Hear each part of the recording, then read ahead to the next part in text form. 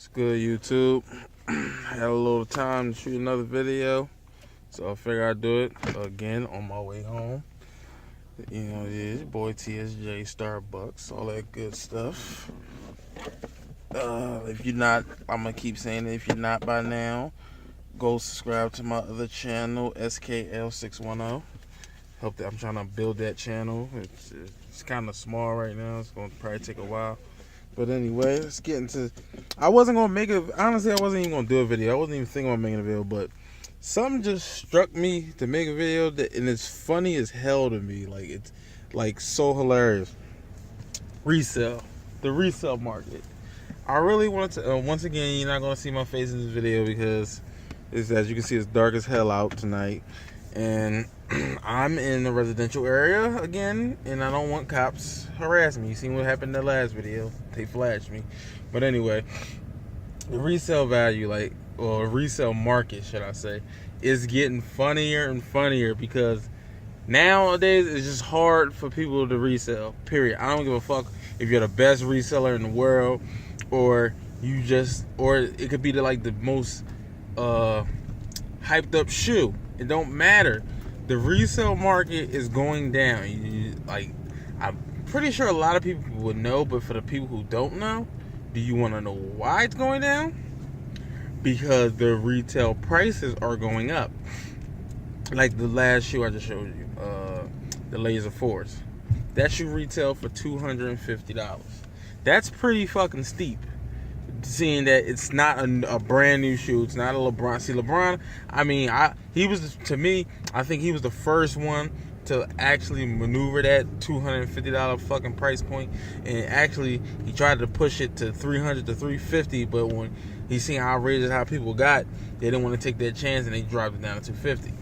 But being from that, now everybody's doing it. But the Laser 4 literally is an old shoe. All you fucking did was put lasering on it and put 3M on the tongue and a clear bottom. Basically, shit we've been seeing and you've been doing for other shoes for cheaper prices. Like the Laser 1 is $180, even though it shouldn't be that much. It's not $250. So what about that shoe makes it worth $250? Just because it's an Air Jordan 4? Suck my dick. I'm sorry, I know I said I'm stop cussing. I'm really trying, people. I'm really trying. It's hard. But get out of here with that. You're not going to tell me just because it's an Air Jordan 4 that it should be worth that. That's more than a freaking 11. And from what I was told, 11 is more iconic and more special, from which y'all putting all the packaging and all the boxing. See, that's why I said their prices don't make sense. But being with that saying, it'd be hard for me to flip that shoe, or it'd be hard for me to sell it to somebody and get my money back, because majority of people that I know that buy shoes, they don't even want to pay the retail price, and for some reason they feel as though I owe them, or it's more beneficial for me to give them a deal. I'm not even trying to knock you over the head. I'm not trying to get resale prices. I just want back what I paid for the shoe. But you want me to give it to you for $200. Sometimes they be trying to lowball me. Let me tell you something about me, people. I do resell, but I don't resell for no crazy price. Half time I'm beating myself in the head. I sold majority of my kicks at SneakerCon last year for dumb prices. I sold Chicago 10s for $125. I only wore them twice. I sold Nick 1s that was $140. They going for $2 something. I sold them for $100. I sold Chicago 1s for $125. And even though the new ones are about to come out, those still go for good prices. I wasn't trying to really beat nobody over the head. I was trying to get rid of those shoes. That's it. That's my resale. But everybody I know resells for real prices. And the only reason I wanted to make this video is because my homegirl, she's not super into sneakers, but she's a hustler. Point blank period, up and down. She hustles, but she always has a new scheme or a new hustle up her sleeve every time I talk to her, every time I see her. So up and out of nowhere last year, or it might have been the year before, she just all of a sudden is in the sneakers. Every time I see her, she got a new pair of foams, a couple pairs. She got a new pair of Kobe's, Jordans, and something. I know you got a dude, but damn, he need that many pairs. And she was telling me she was flipping them because she was in line to get her son a pair of shoes one time, and she seen how much people was charging people for the shoe they just bought in line. So it clicked in her head to start doing that, which I don't blame her. I mean, I don't really condone it, but make your money, man. And then she figured out about the consignment shops and all that. But at like, I say around close to like September, October, she slowed down. She stopped buying shoes. She stopped flipping and all that. So she went back to, I guess, regularly scheduling programming. She went back to reality or whatever. But like recently, like a month or two ago, she been hitting me on the book, like asking me questions about this shoe, asking me questions about that shoe. And I'm thinking, like, because her son's getting older and like she want to get him some shoes. And basically what happened was when them Fruity Pebble LeBrons came out, I thought she already had a pair because she had a picture, but she was like, nah, she's trying to get them for her son because she's trying to get the Fruity Pebble foams, and they sold out super quick or whatever. And that's when we started like talking again about shoes or whatever. And she's like, I just see her with like damn near every size from every like gender, like meaning like, well, every category. She had toddlers, she had the infants, she had a pair from preschool, she had a pair from grade school. She had at least one or two pairs from each category. So I'm like, she must be flipping again. Like, so was she reselling again? She said she's just gonna try and make a couple here. And I'm laughing to myself about her because I'm like, she been out so long, she don't know what's going on. She's not a super sneaker person. Like, she's not heavy in it, so she don't know the politics of everything that goes on the sneaker game. So when you do that, you're gonna end up getting stuck. And this is the first time I've seen somebody who actually is trying to flip and they stuck with shoes, because she is stuck with so many pairs of shoes. She got I think the green fours, I don't know the name, I think they call it the teal fours that just came out. She got a couple pair of those. I don't know if she bought any latest before. She didn't tell me, but she was asking me just early about the double nickels that come out tomorrow.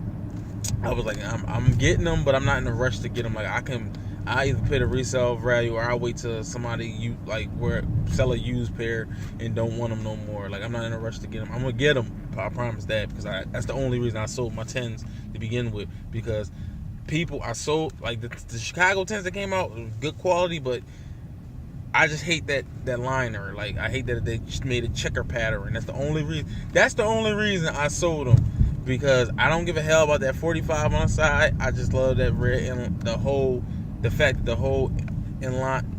liner is all red and not that freaking black and red checker. But when she asked me about that, she was like, she was just like saying that I guess people don't camp no more. I was like, yeah, you must have really been out for a long time. I was like, yeah, because everybody do rap. Everybody.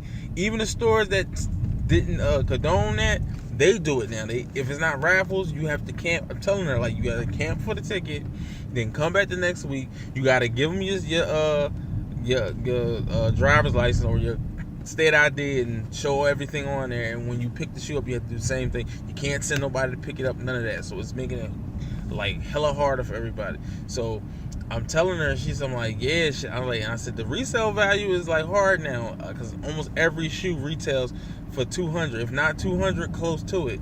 So it's going to be hard for you to flip shoes, because majority of the time, if a shoe is $150 when they first released, like they used to be, or $160, if you can't get what you really want, the least you know you're going to get is $200, because that's like a quick $40, $50. Like, ain't nobody had no problem paying that. But when your retail price is $200, like, you have to flip it for at least $250 or close to $250 to make any type of profit, which will be hard in this economy. Like, where I come from in the hood, like, nobody don't even want to pay the retail price of $190. What makes you think they're gonna buy resale for $250? The only person that's going to buy that is a person probably who truly wants that shoe, or if they truly buy it soon as the shoe just came out, they missed it the same exact day off hype. That's the only way, because I'm not gonna lie, I bought a pair of Marvin's, like another pair, and I tried to flip it, but I flipped it. I mean, I got like at least $20, $30, but it, like, I wasn't expecting to get nothing crazy. I really barred them to give my brother a pair because now he likes them or whatever, and I was gonna give him some for retail, but he ended up getting a pair, so I was sitting on them. I can't wear them. I don't fit them. So my only thing I do was resell it. But I'm like 190. Like it's hard for people. Like the only way I would have got what I asked for, or what I really would expect to get, is if I had them release day and they bought them release day.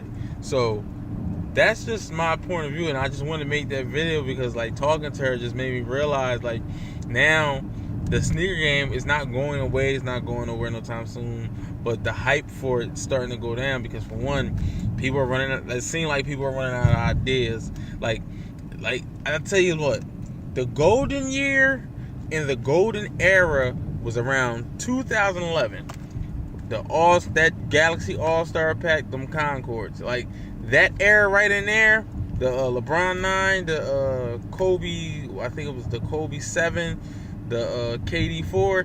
That year, it over. That was like the icing on the cake. That was the best year. Like Nike was not missing not one fucking shoe that whole year. Every fucking shoe. So that's when every shoe was just selling out. Like even if you didn't like the shoe, you didn't see it in stores anymore. That's when that epidemic started of every shoe is just being sold the fuck out and you can't find it nowhere. So it's dying down now because Nike didn't catch on. If they would have charged $200 back then around that time, they would have got that probably easy from a lot of people. But now you're trying to charge that when you're putting out shitty ideas and shitty concepts and your shoes are not matching your prices. The only shoe that I can say in recent years that matched the price was the Kobe 9. And I wasn't even a fan of that shoe just like everybody else because how high it was. But I can't deny that Flyknit. That Flyknit is fucking amazing. So that price, I don't believe, like I don't really like it, the price, but it kind of is okay with that shoe, to me at least. But, you know, I don't really have much else to say, but just know that like we're going to see like slowly but surely we're going to see a major change going in the sneaker game. So, you know, rate, comment, subscribe. I'm going to cut this off now because I'm almost home and it's time to eat and go to bed. One.